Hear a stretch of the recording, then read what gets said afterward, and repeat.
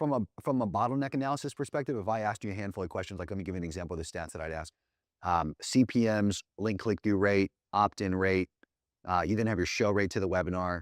You have what's called retention rate, which is peak show rate against people there that stay until the time of the bridge.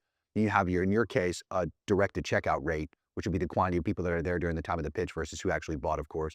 And then from there, you would have your upsell timeline. If you did have a team of setters specifically and/or salespeople, period, you could have a cleanup effort on everybody that showed up to the webinar where all those people are dialed, and that would still fall into that like 7 to 14 day time frame. You should be sitting, simply put, at about a 3 to 5x for a ROAS on your webinars right now.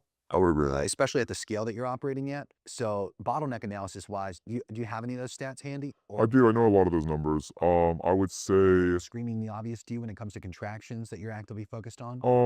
the opt-in rate is around 35 to 40% That's really good, yeah. from paid to the landing page. I mean, we Especially on tested. paid. Yeah, we've tested a lot of different landing pages there, so with that we know was pretty good. Definitely not a contraction. The retention rate on the webinar is insane. I would say over 90% of the people will stay all the way through the hour-long presentation. So if we have 1,200 registrants, we'll probably have 400 total in the room, 320 peak. We'll probably have 300 by the offer time. Yeah, good. And then that's where we're seeing, the 5 or 6% on that 300. So maybe 15 to 18 clients. And your closing rate essentially is contracted in half. Have you concluded that's because there's a different type of person actively showing up?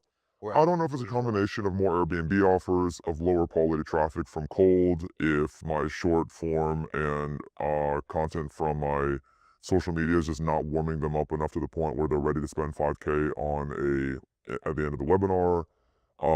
That's why I'm very excited to try maybe like a $9.97 lower ticket item on there, increase the conversion rate, increase overall volume, and then focus on converting them with a sales team on the back end. what if I told you you'd realistically see the same conversion rate, just a lower AOV, which would nuke your ROAS as a result of that decision? I think that could also be a reality.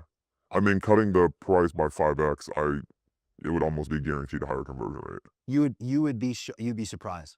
Really? You would be. For a directed checkout, as I believe you've tested this in the past, if I'm not mistaken, a $3,000 to $3,500 price point will usually have the highest directed checkout conversion rate.